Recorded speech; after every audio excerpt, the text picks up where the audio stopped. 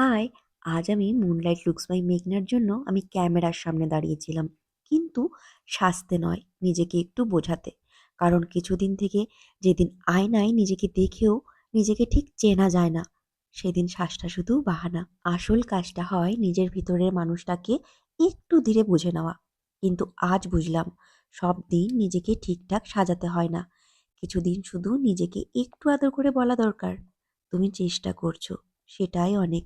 Off white long গাউনটা পরে মনে হচ্ছিল সবই ঠিক আছে, তবুও মনটা বারবার ফিরে যাচ্ছিল টেবিলের উপরে রাখা ৩টি ইয়াররিংয়ের দিকে। একটার মধ্যে ছিল আত্মবিশ্বাস, আরেকটা ছিল নরম অনুভূতি, আর তৃতীয়টা ছিল চুপচাপ ভালোবাসা।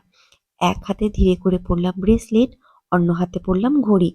সময়টা যেন থেকে থাকলো এই ভাবনায়, নিজেকে বেশি সাজাবো নাকি নিজের মতোই রাখবো। চুলগুলো খুলে রাখলাম, কারণ আজ ভারী কিছু না, হালকা থাকাই ভালো লাগছিল। শেষে ইয়াররিংটা পরে ফেললাম। ওটা শুধু সুন্দরী ছিল না, ওটা আমাকে শান্ত করেছিল। ঠিক যেমন ভালোবাসা করে, শব্দ না বলেও সব কিছু বুঝিয়ে দেয়। এই ভিডিওটাও সাজের গল্প না, এটা নিজের অনুভূতিকে আলাদা করে বেছে নেওয়ার গল্প। মুনলাইট লুকস বাই মেঘনা এখানে লুক নয়, মনটাই আগে।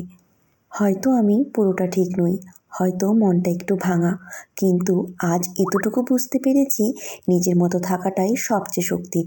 আজ আসি, আবারও গল্প হবে।